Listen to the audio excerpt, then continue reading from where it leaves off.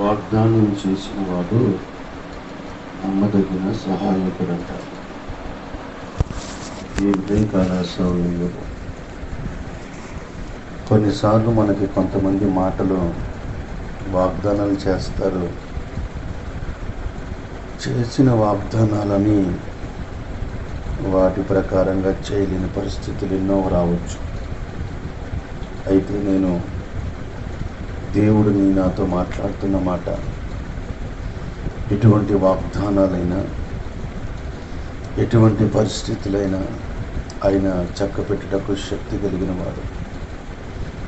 మాట మీద నిలబడి మాట ప్రకారంగా కొనసాగించే నీ జీవితంలో దేవుడు నీతో ఎన్నోసార్లు మాట్లాడవచ్చు. సేవకుల ద్వారా, సంఘస్థుల ద్వారా, దైవజనుల ద్వారా. అయినా అవన్నీ కూడా జ్ఞాపకం చేసుకొని వాటి ప్రకారంగా దేవుడు నన్ను జ్ఞాపకం చేసుకుంటాడు. నా కుటుంబంలో ఎన్నో సమస్యలు ఉన్నాయి, అన్నీ దేవుడు నెరవేరుస్తాడు. మాకు మేలు చేసే దేవుడు ఆయన.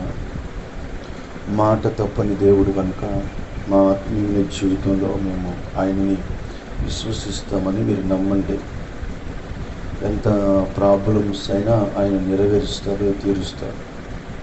ఎందుకంటే వాగ్దానం చేసిన వాడు కదా. బైబిల్లో చాలామందికి దేవుడు వాగ్దానాలు చేశాడు. మోషేకి వాగ్దానం చేశాడు, ఇసాకుకి, అబ్రహాముకి వాగ్దానం చేశాడు. ఆయన చేసిన ఏ వాగ్దానమైనా నెరవేర్చాడు, కానీ నెరవేర్చకుండా ఉండలేదు.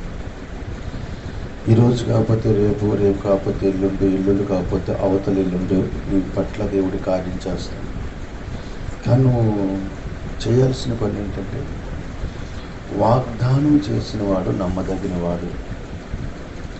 ఎంతోమందిని మనం నమ్ముతున్నాం కదా, దేవుడిని కూడా మనం నమ్మాలి. మనుషుల మాటలు నమ్మేదానికన్నా దేవుడి మాట నమ్మితే చాలా మంచిది. అందుకని ఆయన అంటాడు, వాగ్దానము చేసిన వాడిని నెరవేర్చుతున్నాను అంటాడు.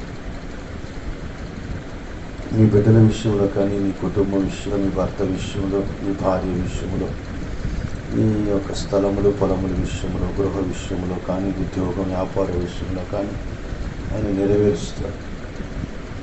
నీవు ఏదైతే అనుకున్నావో అది ఆయన నెరవేరుస్తాడు. కానీ నువ్వు నమ్ము దేవుడిని.